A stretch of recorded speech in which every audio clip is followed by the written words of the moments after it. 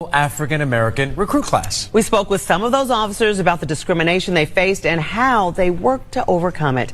Here's Channel 2's Lori Wilson. These trailblazers are living history, all members of the Atlanta Police Department's 6 p.m. watch. The all African-American recruit class started in 1961. Here's why it was called the 6 p.m. watch. The white police officers went to work at 4 o'clock. We came on at 6. They got blessed risings, good afternoon or good evening, depending on where in the world you are tapping in from. You got to keep in mind that Keep It P podcast is a global show. And today on this episode of FBA Fixation, we will be discussing, hold on, y'all, 1961 Atlanta PD segregated 6 p.m. watch, the hidden history of FBA strength behind the badge. We will be discussing that and more after these brief messages. FBA fixation. It's just that FBA fixation, y'all. Welcome back. In 1961, in the heart of Jim Crow South, the Atlanta Police Department attempted to integrate its ranks, but not without maintaining white supremacy in full effect. Enter the 6 p.m. watch, an all-black shift created not for unity, but to maintain segregation while pretending to be progressive. Instead of working side by side with white officers, the foundational Black American men of the 6 p.m. watch were deliberately scheduled to clock in 2 hours after their white counterparts. White officers hit the streets at 4 p.m. Black officers didn't suit up until 6 p.m. No overlap, no bonding, no brotherhood, just institutional racism in uniform. Did y'all catch that? I know I'm overlapping some of the information that they're going to explain, but I just want to get my part out the way so that you can listen and watch the video without interruption. Also, fair use, because PoopTube likes to not show the video. They want to stop the video. They want to buffer the video. So fair use. We are teaching. I don't need no copyright strikes. I don't need you muting none of the video. This is a teaching. Teaching. It's what's happening here. I know, of course, you don't want this teaching to be happening, but PoopTube, that is what's happening here. Carry on. According to former officer Eldrin Bell, this wasn't random. The white police officers went to work at 4 o'clock. We came on at 6. They got off at 12. We got off at 2 so that we wouldn't run across them. And if that sounds bad, it gets worse. Black officers use separate restrooms, water fountains, and even different entrances. The same apartheid rules being enforced on the very citizens they served. Like right now, I wouldn't be tripping over separate restrooms. Y'all, hey, they some nasty mud suckers, fam. The different water fountains, great. Let's even go into different entrances, but I probably don't even want to spend nowhere where you would try to have me go into a back door or a separate entrance than them, because then when I'm coming into said facility, I don't even want to run into your nasty behind then. You be in there funky, stanking with your BO. We just did the history of stank history, or the history of filth. We just did that video. Y'all need to check that out if you think I'm bluffing. There's more. Despite being boxed in, these FBA men stood 10 toes down. They were restricted to patrolling Black neighborhoods and forbidden from arresting white people. Still, they showed up. Not for the system, but for the people. I would rather be policed by black officers anyways. I believe that you should police where you live, right? Don't be bringing your racist slave patrolling behind over to my neighborhood with your garbage. I prefer that you didn't. I prefer that you didn't because, like I just mentioned, they didn't show up for the system, but for the people, right? Because that's what FBA culture is about. Loyalty to the community, even when the system is anti-FBA. Floyd Reeves, another original member, alongside Eldrin Bell that I had previously mentioned, he breaks it down plainly. Racial hatred, racial bitterness, the last hired, the first fired, the first to get demoted, the last to get promoted. That was their reality, but they never backed down. That's FBA culture, ladies and gentlemen. It's not just about the music. It's not just about the fashion, right? It's something inside of you. There's another video where I was talking about having conversation with the elders and ancestors. And I want you to know that there is something innately supernatural about FBAs. Whether you believe it or not, you need to go check out that video as well. Make sure you're subscribed. Make sure you're hitting the like. Make sure you put in a comment and say, hello, how you doing? This is where I'm tapping in from. How about B1 to you, brother? How about a FBA all day, if you will, in the comment section? Let me know you're rocking with me. Come on now. These weren't just cops. They were history makers. Right? They didn't join to assimilate. They joined to agitate the system from within. Their very presence challenged the norm, right? The status quo. So over time, the professionalism of these FBA officers began breaking the ice, breaking down the barriers. The very men who were denied respect began demanding it without ever even raising a voice, just by doing the job better than anyone else. Do you remember when we were encouraged and we were taught that we had to be better? Because already it's in us. It's already within our DNA to perform better, to do things better, to be better. It isn't a burden. Oh, I don't feel that. Why I got to do everything better? Why I got to be the best? Because it's in your DNA to be the best.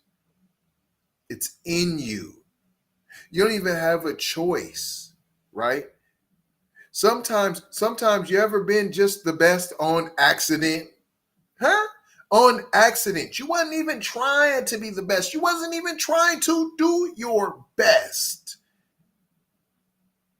But lo and behold, you ended up being the best anyways, because it is in your DNA. It is part of your makeup, right? So by them not even raising their voice, right? Just doing, just being. That's why we're the most hated people on the globe, because we just exist and we just ooze greatness. And think about not being part of that. That's why they get so mad about everything. Why we can't be part of it? Why? This is why, because they can't even imagine being this great without even trying. Without even trying.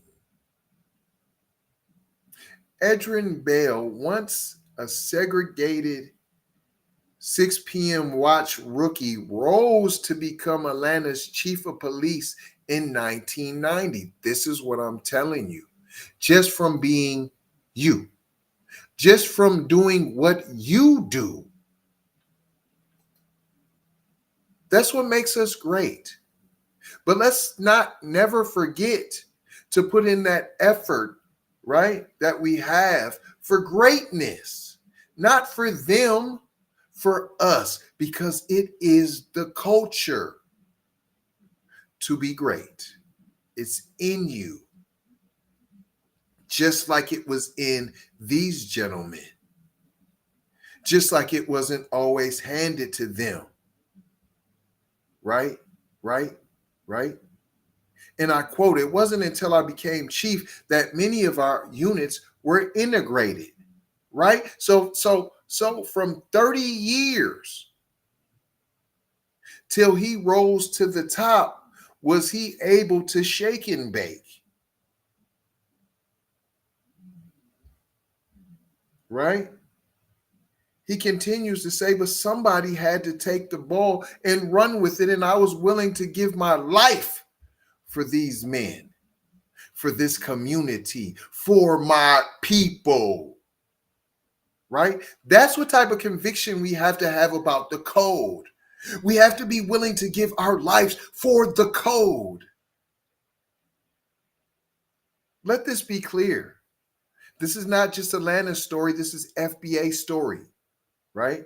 These brothers weren't background characters. They weren't backup dancers. They were the main event. They weren't grateful for crumbs. They demanded seats at tables they built, not someone else's table. Now, please let me be a part of what you got going on, master. I want to be part of your table. No, our table that we built, and then people come and try to take over the table. Right? We have to throw them bows when it comes to the table and start protecting what it is that we built and created. The 6 p.m. watch was a segregationist workaround, but it backfired. What they meant to use for control turned into a force for justice. These men didn't just patrol streets. They carved out history under pressure, and they did it so well their legacy still speaks today. They tried to erase this history. We're here to remember it. We are here to remember it and never forget. But let these brothers tell you what's going on in a way. So right now we're in February, right? It's Valentine's Day. We're also celebrating Black History Month. And today we have a look at the Atlanta Police Department's first all African-American recruit class. We spoke with some of those officers about the discrimination they faced and how they worked to overcome it. Here's Channel 2's Lori Wilson. These trailblazers are living history, all members of the Atlanta Police Department's 6 p.m. watch. The all African-American recruit class started in 1961. Here's why it was called the 6 p.m. watch. The white police officers went to work at 4 o'clock. We came on at 6. They got off at 12. We got off at 2. So that we wouldn't what? Run across them. Eldrin Bell joined the force in 1961. You name it, we went through it. We had separate bathrooms, separate water fountains, separate entrances that we could come. And they weren't just fighting crime. Members of the watch had to fight discrimination within the community and within their department. The last hired, the first fired, the first to get demoted, the last to get promoted. Despite the adversity, members of the watch stayed focused on the mission to help keep the city of Atlanta safe. During the peak of the civil rights movement, patrol by patrol, members of the watch, perhaps without even realizing it, became civil rights pioneers in their own right. When the white officers saw that we took pride in the fact that we was on the 6 p.m. watch, and it was not derogatory to us, then that's when some of the resistance stopped, and some of the supervisors started assigning white officers to work with the black officers. 29 years after joining the department, Eldrin Bell was promoted to chief. And not until I became chief that many of our units were integrated. In our horse patrol, in our Air Force unit, there were no blacks when I took over chief of police. But when I left, they were there. But somebody had to take the ball and run with it, and I was willing to give my life for these men and run with it. Lori Wilson, Channel 2 Action News. And in the 1970s, the Patrolmen's League sued the department and the city, pushing for equality. Years later, a federal consent decree ordered changes leading to more opportunities for black officers. But hearing that story, Karen, hearing what they went through to protect us and protect the city decades ago, just they had to battle on both fronts. They sure did. But I ain't gonna hold you. I'm just gonna mold you, fold you, and scold you about being off code. Gonna leave you with 4 words as we always do around this time. Subscribe for the vibe, like for the spike, comment your vomit, and share if you care, if you dare to get black empowerment everywhere. We are on all of the platforms: Apple, Spotify, YouTube, Twitter, Instagram, TikTok, Snapchat, Facebook. Come and take a look. You might get hooked. Don't get shook by the fake Keep It P podcasts that are out there. Love, peace, blessings. In Maloha, I gotta go high for show high. Big brother, light bright, supreme almighty, signing off. FBA fixation.